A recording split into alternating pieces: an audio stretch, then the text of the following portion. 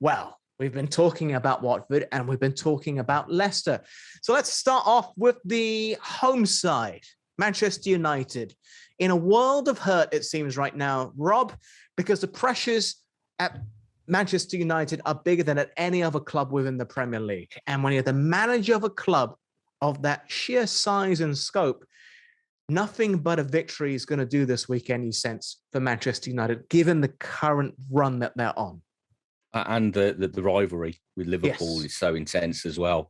And from what I saw against Leicester, they're in for a rough ride because I wouldn't say the effort, but certainly that intensity that we talked about. Because that midfield of Matic, Pogba, and Fernandes should be, all conquering. They're fantastic players individually, but they just weren't a cohesive unit at all. They didn't. That was the difference between Leicester and United.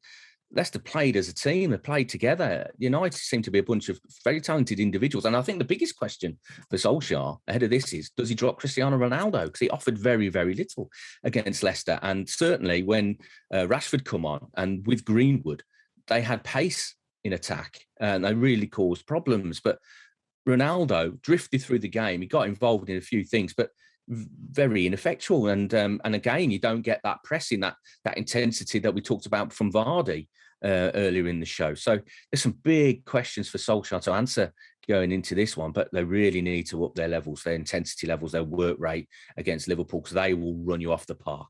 Yeah, I think we should also add that last year, they always seem to turn up in these big games. And they had a very good record against the so-called Big Six, drawing most of the fixtures.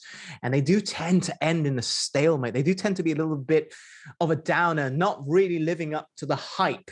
But hey, it could all change this weekend. What about Liverpool? Are we reading too much into their victory against Watford to think that they're just going to blow Manchester United away, Adam? Yes, I would warn anyone to take too much or read too much into that victory over Watford because of how bad Watford were. But let's not, forget that Liverpool are a hugely talented side, and they seem to be nicely sort of slipping up the gears this season. It didn't happen for them from last season, and they seem to be in a more sort of comfortable place, let's say.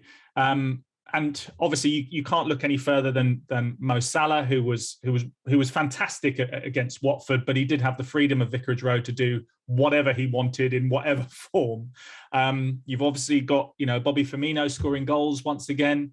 Sadio Mane's now hit 100 in the Premier League as well, and they will have players back that they didn't have against Watford. Obviously, Alisson will be back in goal. Fabinho will be back in midfield.